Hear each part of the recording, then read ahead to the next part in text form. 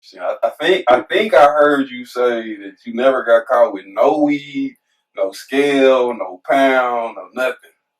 That is fact, bro. I've never been in no raid, never been in court, and nothing, bro. And I went to federal prison. Like, So how did they know? Right.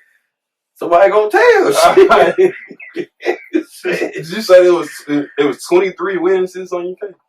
Yeah, it was 23. I think it was like 23 or 27 people that got indicted total. A lot of them total. But that's how they, man, listen. So these people in your crew.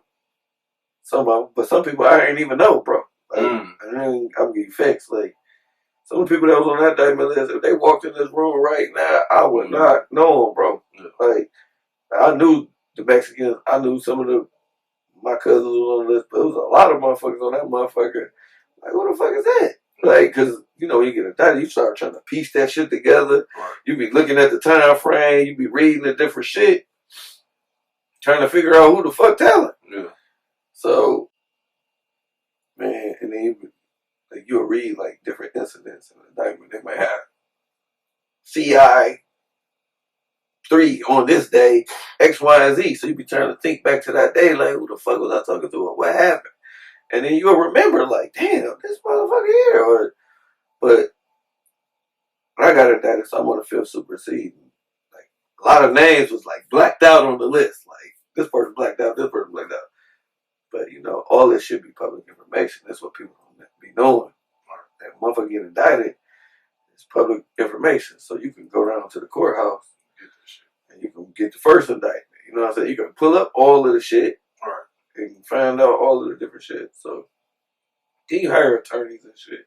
They're going to tell you who tell it because the government going to tell, oh, we got this person going to testify on your claim. Okay. So, said some of the people were your crew. That was snitching on you? Your crew? Yeah, some people that was friends that cooperated with the government for sure. So, in between you going to jail and your court case, did you go to trial? No, I didn't go to trial. You plead out. You pled out. Pled guilty. For 4?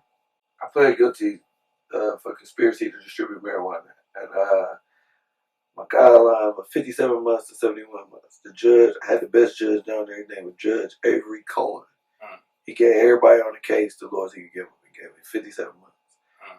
So, black dude? Nope. White dude. White dude. Cool white dude. Like, cool white dude. Man, I got mad love for that Joker, man. He could have really cracked somebody's head. He could crack my head, but he gave me the lowest amount of time he could. But now, granted, how I went to jail, laws have changed. Like, they couldn't just get me the way they got me last time. Granted, I don't sell drugs no more, but you know what I'm saying. The way they indicted us years ago, they couldn't have indicted us today because it was kind of just all hearsay. They ain't had none of this marijuana. They didn't catch none of it. They wouldn't have been able to charge us with it. So, I think in one interview you said that one of the persons snitching was the car dealership. Car dealerships told the guy who we was buying jewelry from told. Yeah. How that? So they just pulled him in court and just. So look, they might have on a wiretap where this girl went in there and paid 100 bands for a G-Wagon, cash, and he cooperated. Like when the government went to him and like, listen, we got you. We know they came here with this cash. We know they got this car from you. He was cooperative. Could they have charged him for? I'm sure he ain't filed the proper paperwork. They could have filed to go with it, but it was man.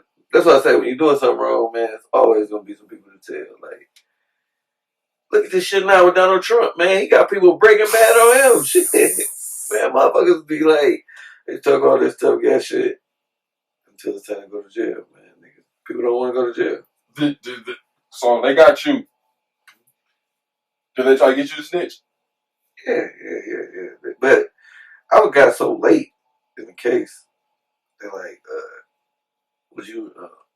They was really just trying to get the Mexican drug cartel dude. I'm like, hell no, nigga. Hell no. So, did you ever hear from them guys after that? Yeah, like, man, honestly, when I was out on bond, they were trying to give me like 2,000 pounds a week. And I'm like, I was gonna ask that. So you go to jail, like, cause man, really, cause I ain't know how the jail work. You know what I'm saying? I never been to jail, right? But I just know I'm in trouble, and I ain't trying to get nobody else in trouble. Right. I'm hot. I'm on fire. Yeah. So when they come trying to give me the wheels, like, fuck with you, bro. Like, no, man, like, but I got mad love for the dude, man. That nigga, he helped change my life, you know what I'm saying? So I ain't never want nothing bad happen to that guy, man. Because in my book, that nigga was a good motherfucker. And he was so young, and he was young like me. Like, I was the youngest nigga in the bunch. That's crazy. He was young, they were young too, so they ain't never hit you with no Bobby Schmurder shit. You know what I'm talking about? Yeah, Alfred Barbie, I think 4 if you tell, 7 if you don't tell. No, in my case wasn't like that. Like, it was just more like, this is what we gonna charge you with. You gonna take the plea, you gonna go to trial. So I plead guilty like 2 days before trial.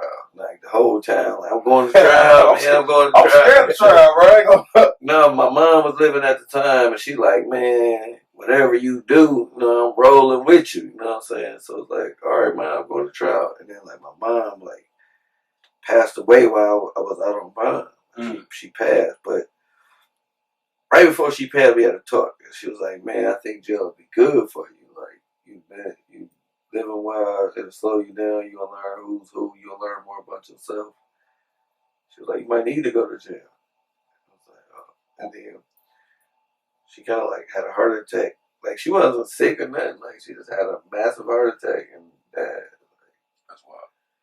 Oh. Like, she always just be like, I never want to see you go to jail. Like, I never want to see you go to jail. I'll do your time. Like, I never want you to experience that. And then I died.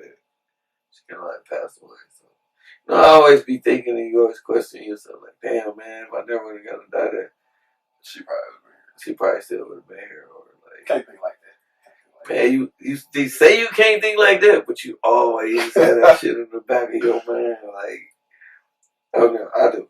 So, how was you feeling after she told you the bet it might be good for you to go to jail? What was you thinking?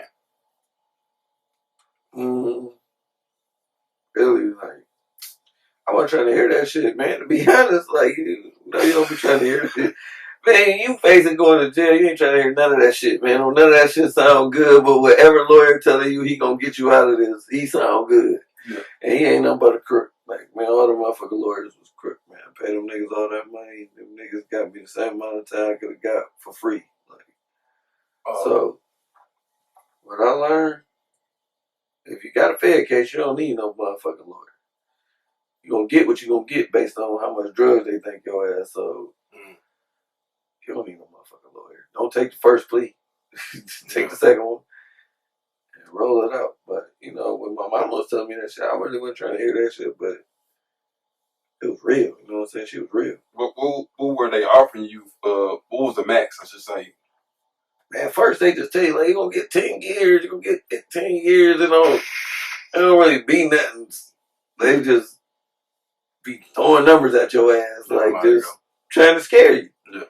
And then when the dust settles, they don't come with a plea because they don't be wanting to go. They don't want to go to trial. Yeah, they don't want to go to trial. They don't want to go. That's when they gonna hang you. They don't want to go to trial because they kind of like, man, when the feds come, they be kind of having you. Yeah. They might not have you as bad as they perceive to your crew. Like, if you got a crew and everybody like we all going to trial, there's a chance that nobody really get fucked up. But if you got a crew and some niggas start folding, everybody might go to jail. You know what I'm saying? So.